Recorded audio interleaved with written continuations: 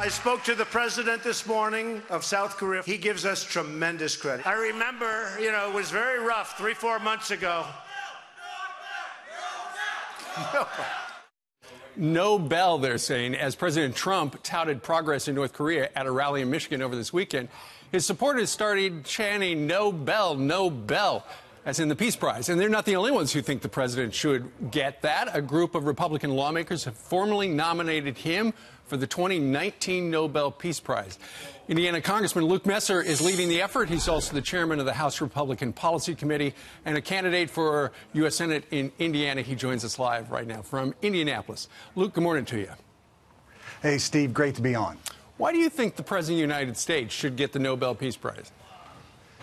Listen, events on the Korean Peninsula, the leader of North Korea and the leader of South Korea coming together would have been unimaginable just a few weeks ago. Frankly, the response from many in the media has been muted, and I think President Trump is showing that peace through strength is working, and the only reason that the evil dictator from North Korea is coming to the table is because this president has stared him down. And as peace comes to the Korean Peninsula, I do believe President Trump deserves the Nobel Peace Prize. And, Chairman, it does look as if there are tangible results that he's getting things done, because not only will the location of the summit and the time be released shortly, but the news this morning, our lead story, is the fact that it sounds like the North Koreans are about to release those 3 Americans just to show that they want to wheel and deal with this president.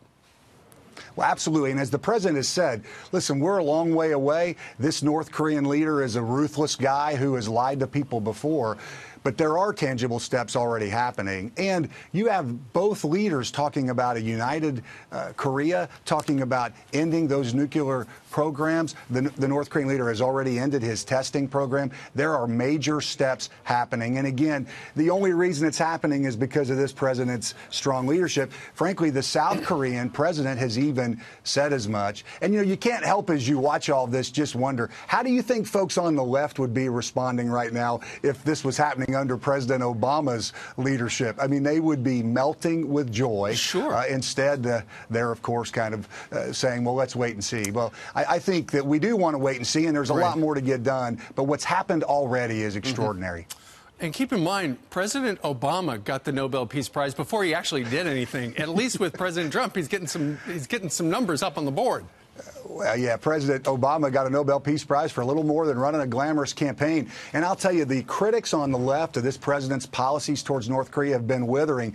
As you mentioned, I'm running for the United States Senate in Indiana against a guy named Joe Donnelly, who spent much of the last year and a half criticizing President Trump for his Twitter diplomacy and the strong posture he's taken towards North Korea.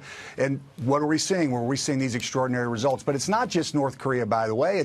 You got ISIS on the run. The economy's going great. Listen, there's a lot going on under this president's leadership. All right. He's running for the U.S. Senate out of Indiana. He's got a big primary on Tuesday. Luke Messer, thank you very much for joining us live from Indianapolis.